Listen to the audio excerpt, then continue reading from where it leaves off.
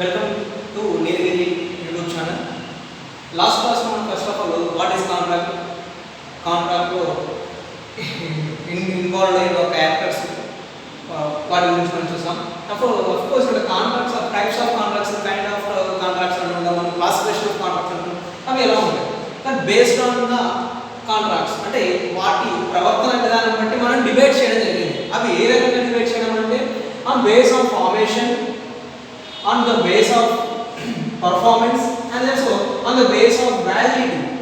The base of validity. ఇక్కడ మనం first of all కూడా ఏమంటున్నాం, ఫార్మేషన్ అంటున్నాం. అంటే ఇక్కడ ఫార్మేషన్ ఎలా జరుగుతుంది అంటే ఎక్స్ప్రెషన్స్, ఇంప్లిమెంటేషన్స్ అండ్ క్వాజీ అంటున్నాం. అండ్ ఏమంటున్నాం మనం ఎక్స్ప్రెస్, ఇంప్లిమెంటెడ్ అండ్ క్వాజీ అంటున్నాం. What is of expressions? Express లో మనం 3 టైప్స్ ఉన్నాయి. ఇందులో 3 types oral, written and e-commerce. ఇక్కడ ఏమంటే మనం ఓరల్, రిటన్, ఈ-కామర్స్. ఇక్కడ చూసుకున్నాం మనం ఫస్ట్ ఆఫ్ ఆల్ ఓరల్ గురించి చూద్దాం. What is the oral? Oral contract మనం మేజర్ ఇక్కడ ఏం చెప్తున్నాడంటే భావ ప్రకటన స్వేచ్ఛ అంటున్నాను. మన దగ్గర ఉన్న అగ్రిమెంట్ ని అవతల వ్యక్తికి ఎక్స్ప్రెస్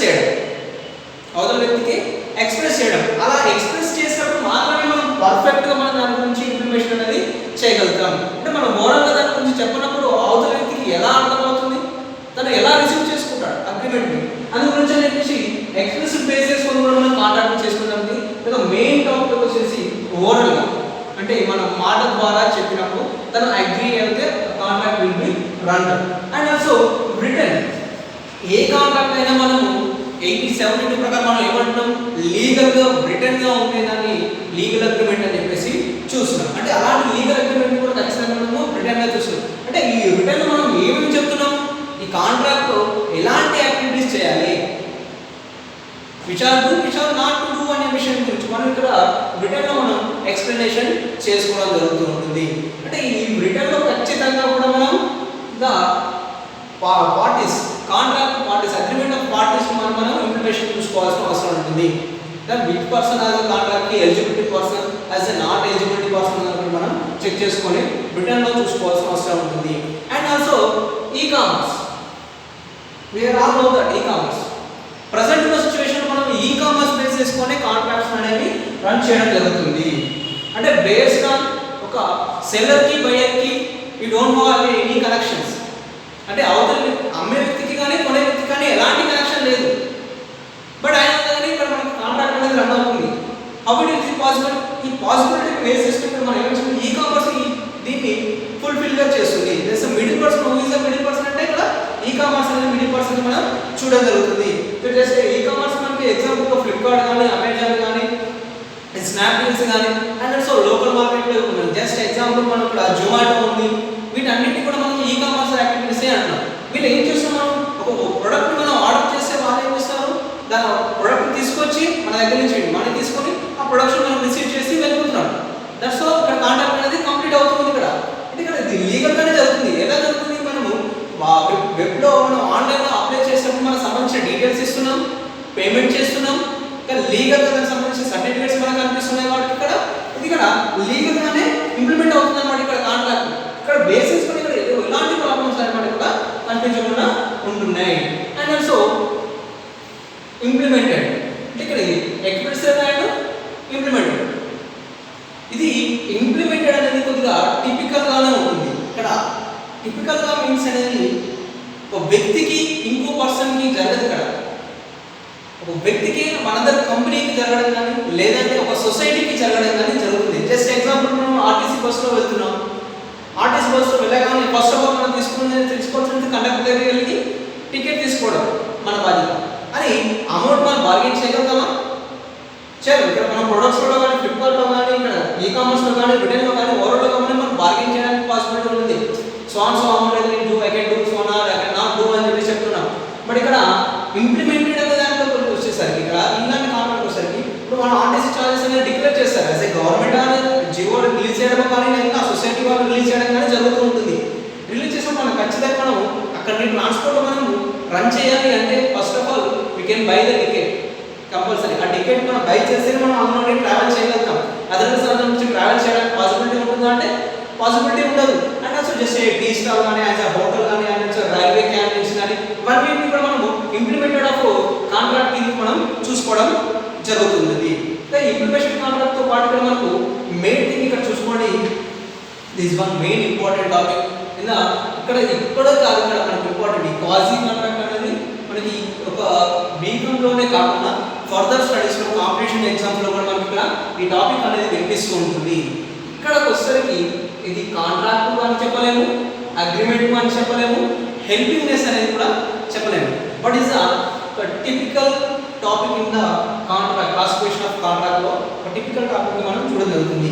మనం దీని మీనింగ్లో కూడా ఇక్కడ కూడా మనకు క్వాజీ అనేది ఉంటుంది. ఇక్కడ క్వాజీ అనేది ఏంటి, so what is mean by quasi అంటే జస్ట్ నథింగ్ బట్ అన్నోన్ పర్సన్కి మనం హెల్ప్ చేయడానికి క్వాజీ కాంట్రాక్ట్ అంటాం.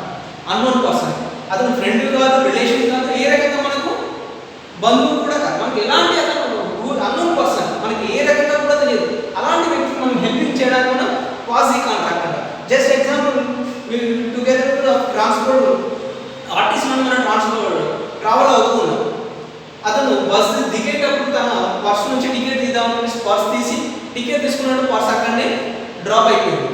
బ్యాక్ సీట్లో ఉన్నప్పుడు ఆ పర్స్ని తీసుకున్నాం, అతను ఎవరో తెలియదు, కానీ బట్ పర్స్లో మాత్రం డీటెయిల్స్ అనేది మెన్షన్ అయి ఉంటాయి. ఒక ఐడి కార్డు కానీ, లేకుంటే పాస్పోర్ట్ కానీ, లేకుంటే voter ID card, something is there in the purse.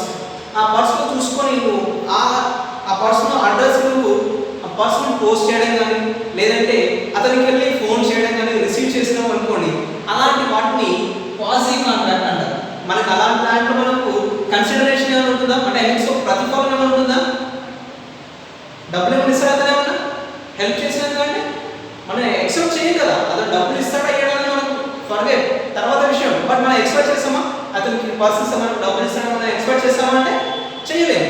కానీ ఇక్కడ మనకు అన్ఎక్స్పెక్టెడ్గా అన్నోన్ పర్సన్కి హెల్ప్ చేసి దాన్ని కూడా మనకు కాంట్రాక్ట్గా ట్రీట్ చేయడం జరుగుతుంటుంది. దాన్ని మనం ఏమంటాం, క్వాజీ కాంట్రాక్ట్. యాజ్ ఏ బిజినెస్లో చూడండి, ఇక్కడ మనకు క్వాజీ కాంట్రాక్ట్ని ఇంకో రకంగా కూడా ఎక్స్ప్లెనేషన్ చేసుకున్నాం. ఈ బిజినెస్లో మనం ఏం చేస్తున్నాం అంటే, ఒక పర్సన్కి రావాల్సిన ప్రోడక్ట్ని పార్సల్ బాయ్ అనదర్ పర్సన్కి డెలివర్ చేశాడు. ఏ అనే పర్సన్కి రావాల్సిన పార్సల్ బాయ్ ఏం చేశాడు, బి అనే పర్సన్కి సెండ్ చేశాడు. అన్ఫార్చునేట్గా కానీ రిసీవ్ చేసుకున్నాడు బి అనే పర్సన్. బట్ రిసీవ్ చేసుకున్నా కానీ ఆ ప్రోడక్ట్ని యూజ్ చేశాడంటే యూజ్ చేయలేదు. బట్ ఎందుకు ఆ ప్రోడక్ట్ మీద ఎవరిదైతే ఇన్ఫర్మేషన్ ఉంటుందో ఆ ఇన్ఫర్మేషన్ బీది కాదని తను తెలుసుకున్నప్పుడు బి ఏం చేస్తున్నాడు, ఏ అనే వ్యక్తికి దాన్ని ఫార్వర్డ్ చేస్తాడు. అంటే ఏ అనేది ఎలా తెలుస్తుంది, ఆ పార్సల్ మీద ఏ అనే వ్యక్తికి అడ్రస్, ప్రూఫ్ అన్నీ ఉంటాయి కదా, అలాంటప్పుడు మనం ఇలా విధంగా ట్రాన్స్ఫర్ చేస్తున్నాం. ట్రాన్స్ఫర్ చేసినప్పుడు ఏ అనే పర్సన్ బీకి ఏమైనా పేమెంట్ చేస్తాడా, is a possibility payment.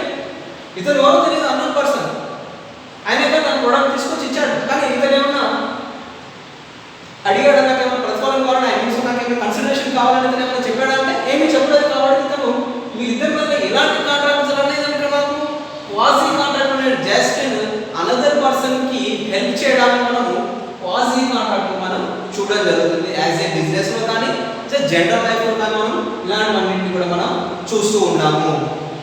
This is the quasi contract అని చెప్పేసి అంటున్నాం. Next on the basis of performance అంటాం. On the basis of performance, ఈ పర్ఫార్మెన్స్ ఏమంటుందంటే executive contract, executed contract, executed contract and also executed contract.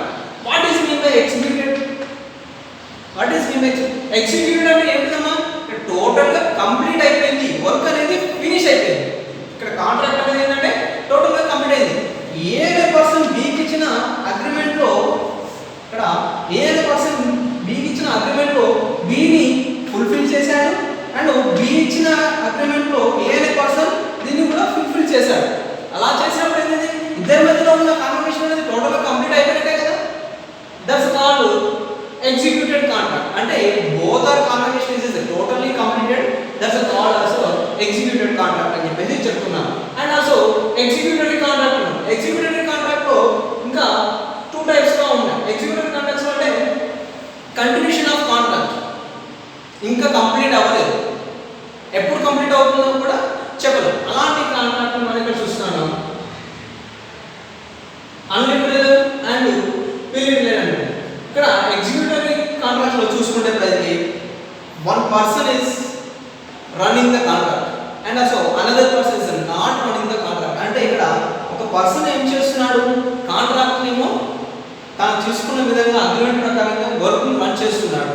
Another person ఏంటంటే దాన్ని stop చేస్తున్నాడు, అంటే పేమెంట్ చేయడమో కానీ వర్క్ చేయడమో కానీ దాన్ని స్టాప్ చేస్తున్నాడు. అలాంటి కాంట్రాక్ట్ ఎగ్జిక్యూటివ్ కాంట్రాక్ట్.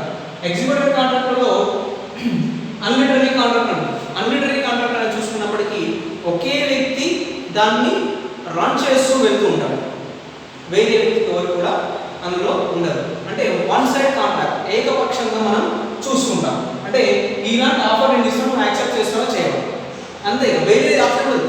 నువ్వు తీసుకున్నప్పుడు నువ్వు ఏంటిది ఏం కదా, నీ సమ్ ఆఫ్ అమౌంట్ ఇస్తావు, ఈ వర్క్ కంప్లీట్ చేసే వన్ సైడ్ అగ్రిమెంట్ అని చెప్పేసి చెప్పవచ్చు. అంటే ఒక వ్యక్తి తనంతట తాను డిసిషన్ తీసుకోవడానికి పాసిబిలిటీ లేదు ఇందులో. ఏ పర్సన్ డిసైడ్ చేస్తున్నాడు, దట్స్ ద ఫిక్స్ అమౌంట్, దాంట్లో నో బార్గెన్ నో చేంజెస్. అలాంటి వాటిని ఏం చేస్తున్నాము, అన్లిటరీ కాంట్రాక్ట్ అని చెప్పేసి అంటారు. నెక్స్ట్ ఆఫ్ ఆల్ ఏంటంటే military contract, this also bargaining contract అని కూడా చెప్పవచ్చు. బార్గెనింగ్ కాంట్రాక్ట్ అంటే టూ సైడ్గా ఉంటుంది అనమాట. ఇక్కడ టూ సైడ్గా ఉంటుంది. జస్ట్ ఎగ్జాంపుల్ మనం వెజిటేబుల్ మార్కెట్లో కానీ ఫిష్ మార్కెట్లో కానీ అనదర్ మార్కెట్లో మనం వెళ్ళినప్పుడు మనం ఖచ్చితంగా బార్గెనింగ్ చేస్తాం. బార్గెనింగ్ అంటే ఒక షాప్ పర్సన్ ఒక ప్రోడక్ట్కి 1000 రూపీస్ అన్నప్పుడు మనం ఏం చేస్తాం, బార్గెన్లో గివ్ మీ 800 రూపీస్ అని చెప్పేసి అంటాం. Give me 800. అతను ఏం ఆఫర్ చేసిండు, 1000 రూపీస్ ఆఫర్ చేసిండు. బట్ మనం ఏం చేసాం కదా, మనం రిటర్న్ ఆఫర్ ఎంత ఇస్తాం, 800 రూపీస్ ఇచ్చాం. అంటే ఆఫర్ రిటర్న్ చేసినప్పుడు దాన్ని మనం ఏం చేస్తామంటే ఇక్కడ బిలిటరీ కాంట్రాక్ట్ అనడం, లేదంటే బార్గెనింగ్ కాంట్రాక్ట్ అని కూడా అనడానికి పాసిబిలిటీగా ఉంటుంది. This is the main topic in the process.